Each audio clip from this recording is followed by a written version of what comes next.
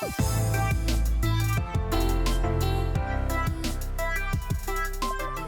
everyone, welcome to my channel. I have not been consistent in posting a video every Sunday like I was in the beginning.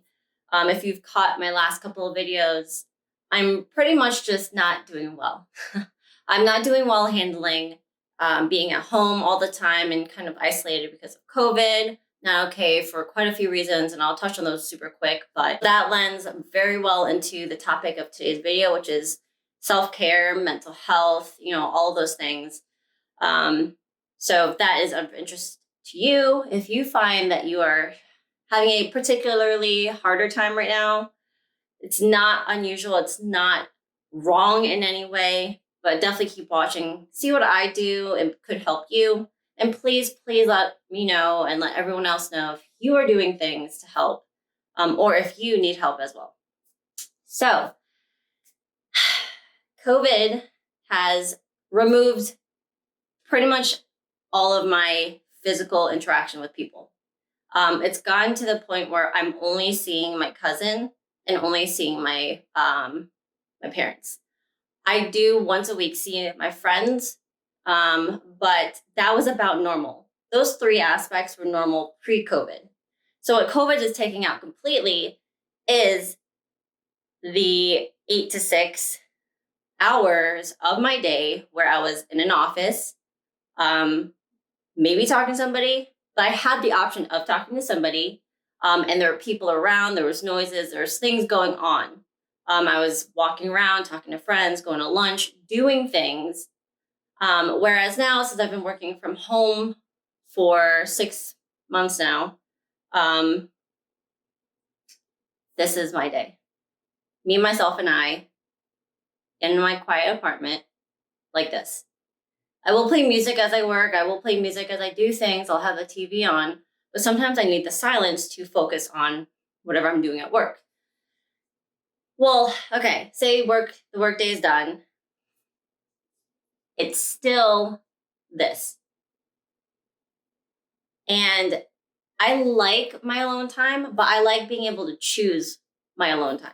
So if, at work, I need to be alone, I'll take a walk. If, I'm at my apartment and my boyfriend's here, I'll go to yoga or I'll go for a walk. I'll do something by myself. I have the choice of being by myself. Whereas right now, I'm pretty much forced. I'm forced to be by myself. And yes, I see my cousin and her family 3 times a week, but still, the 8 to 6 hours of Monday through Friday were filled with people. So I had a couple weeks of pure, just out of it. I was in this funk. I didn't want to do anything. I just wanted to sleep. I was falling asleep during the day. I was just mentally exhausted with trying to be okay with how things were. And I was ignoring those feelings and ignoring those thoughts. And so that's where it brought me to about earlier this week, where I realized I can't just block out what I'm feeling. I can't just block out my thoughts. I need to acknowledge them, communicate with somebody, therapist or a friend, and consciously push those thoughts out. I recognize your thought. I recognize you feeling. I acknowledge that you're there, and I'm letting you go. That's what I was not doing. I was seeing that there was a thought or a feeling, and I was like, okay, no, go back and hide. I don't want to deal with you. And that's why I got as bad as I did. I'm still not great. I am better though, significantly better. But that's kind of what was going on for me in the past couple of weeks. So today, the big topic is mental health and recognizing what is going on. So, I don't have any financial burdens from COVID. My family's healthy, everyone's safe. It's just emotionally adjusting to the changes and doing what I need to do to be okay. Changing my routines or my normal routines to what's the new norm now. And I'm taking a lot of this from my therapist, so I started seeing my therapist again and vocalizing these thoughts and starting to acknowledge these thoughts and feelings that I knew were there, but was not allowed to be there. Once I started talking to her, I started doing things like working on my energy centers. So they're called chakras. I'm not going to go into huge detail there, but every human has energy centers and they can get clogged. Obviously, each energy center focuses on a certain aspect, like throat is your voice, third eye is your intellect, whatever. So I was trying to work on those, reopen those, and unclog those. Other things were going back to meditating, finding a new rhythm, finding a new routine. What is the new normal now? When I get off of work, do I just ignore my body and ignore how I'm feeling and just go work out and go to yoga because it's supposed to be what I'm doing? Or should I listen to my body and recognize I'm exhausted? So I started doing that, and I started recognizing that I was ignoring these thoughts and feelings because I felt like I shouldn't have a problem. I felt like I shouldn't be feeling or thinking any of these things because I'm not financially in jeopardy. Everyone's safe. But I realized just because it could be worse does not mean it's not bad. It's bad mentally for me as a person and as an individual to be this alone. I also have to acknowledge the fact that I have a boyfriend, I'm in a relationship, but I'm forced to be by myself right now because he's overseas. My defense mechanism to get through anything is to block it out. I pretty much, I know I have a boyfriend, but mentally block out the fact that there's supposed to be someone else in this apartment with me. There's supposed to be someone physically sitting next to me in this apartment, doing things with me, cooking with me, I ignored all of that to try to get through the time. And mentally, you trying to block it for that long is exhausting. Also why I was falling asleep throughout the day. So regardless of your specific situation, if it's now with COVID, if it's later with a different scenario, don't compare yourself to other people. Don't compare yourself to what's going on out there. Don't try to minimize what you're feeling, what you're going through by saying it could be worse. Yes, everything could be worse, but you trying to suffocate your feelings and your emotions and your thoughts will make it worse. So I'm an advocate of seeing a therapist. I don't think talking to somebody is at all showing a sign of weakness or any of those stigmas that come with talking to somebody. What I do not support is just blankly talking.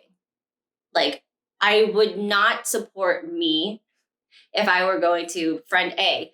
I'm so stressed out. Work is hard. I miss my boyfriend, blah, blah, blah. And then not doing anything within myself to let those thoughts pass. Then hopping to friend B.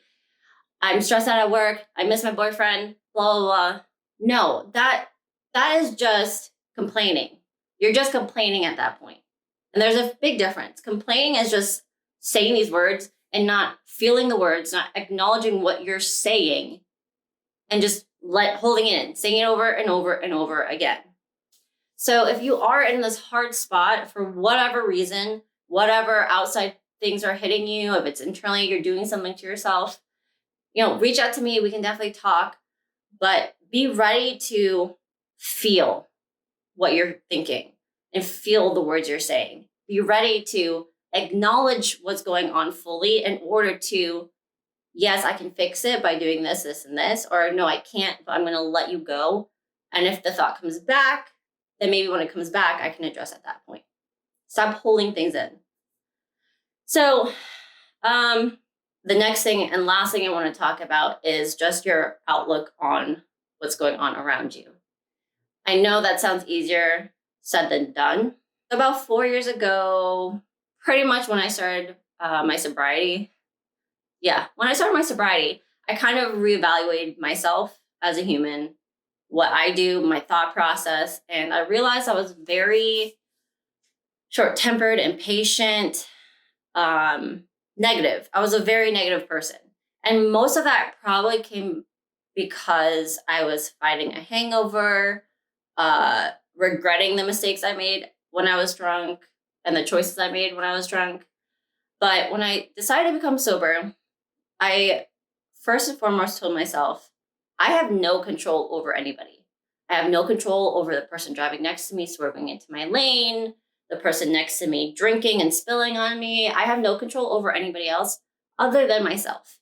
And that specifically meant how I reacted to situations, my overall reaction to events happening in my life, people that are coming in and out of my life, and where my life stood at that point.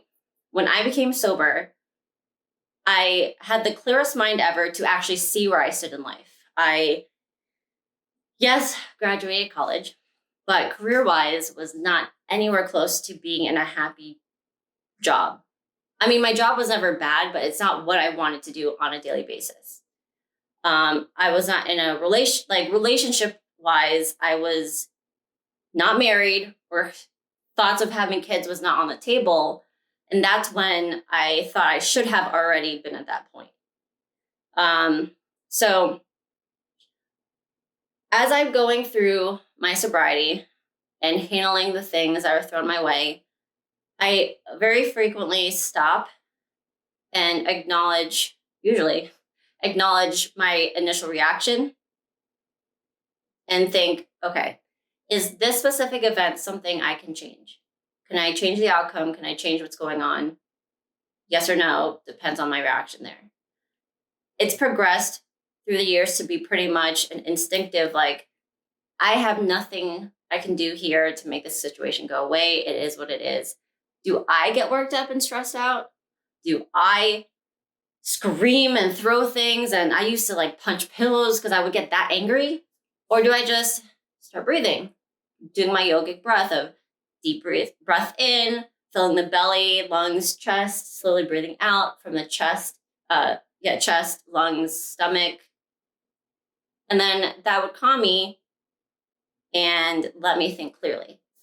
So my big point here is recognize the things that you have control over and what you don't, and what you can do to counter those things. You know, if something bad happens, you get worked up, you get frustrated, your heart is racing, you physically cannot think clearly. Being able to slow your heart rate down, calm your mind down, you're able to see the full situation, not the small part that's ticking you off pretty much. And then you can react accordingly, or you can just separate yourself from the situation altogether. So kind of a ramble there, but with all the mess that had gone on over the last few weeks, I had to turn back to those basics. Those were basics to me of breathing in, breathing out, looking at the whole situation, and then responding. What I was doing was I was ignoring my feelings. The stress was piling. I was not acknowledging what was going on. I felt like I was calm, but with everything hiding inside, I was like a tornado or a hurricane inside. And outside, I was just like, meh, I'm here. It's fine. It wasn't fine.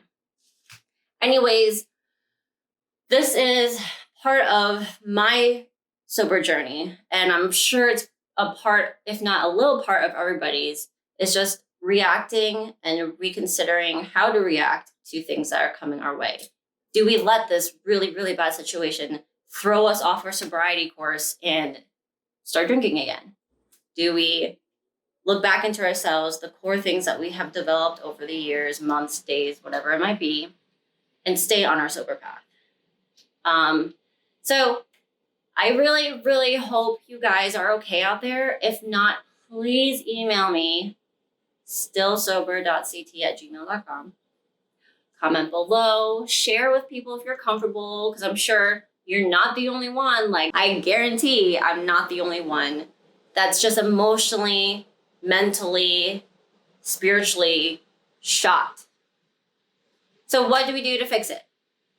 I've got your back. Let me know. Hope you guys have a great weekend, and check you next week because I will have a video next week. All right, bye guys.